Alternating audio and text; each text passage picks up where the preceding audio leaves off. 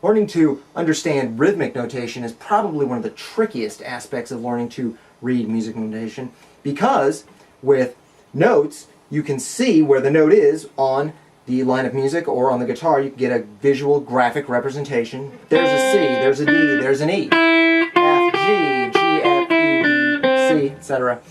But with rhythmic notation, you just get a symbol, and that's supposed to translate into understanding in your mind that a note happens at one point in time, and then it lasts to this point, and then another note happens, and then another note.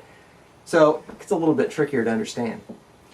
Essentially, rhythmic notation is a matter of fractions.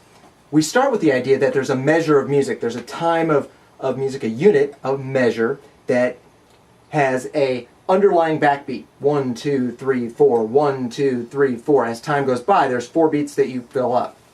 So what we have then are various little symbols here that show how to subdivide those 4 beats, that measure, that unit of music.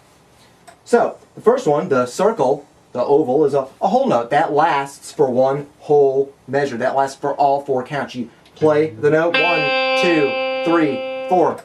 And it lasts for all 4 counts. The half note lasts for 2 counts. The half, notice half meaning half of that whole measure, half of those 4 counts. We split that into halves, and we have 2 beats and 2 beats. So a half note is 1, 2, 3, 4. We further subdivide, we split the half in half, and we get a quarter. Quarter means literally 1/4 of a full measure. 1/4 of 4 is 1. So a quarter is on every downbeat. 1, 2, 3, 4. Split that in half and we get eighths. The term eighth comes from the fact that what you're doing is you're taking 4 beats and you're splitting them into 8 equal parts, so that you're getting 1 and 2 and 3 and 4 and 8. 8 individual units inside those 4 counts. So an eighth note can be said to last for half a beat. We count those like this.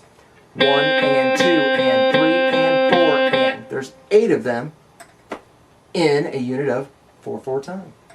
Then we get to 16th notes, which is dividing each beat into 4 separate units, because you're subdividing a whole measure of music into 16 counts. Then 32nd notes. You continue to add flags and beams as you further subdivide. So you can go to 64th notes, 128th notes.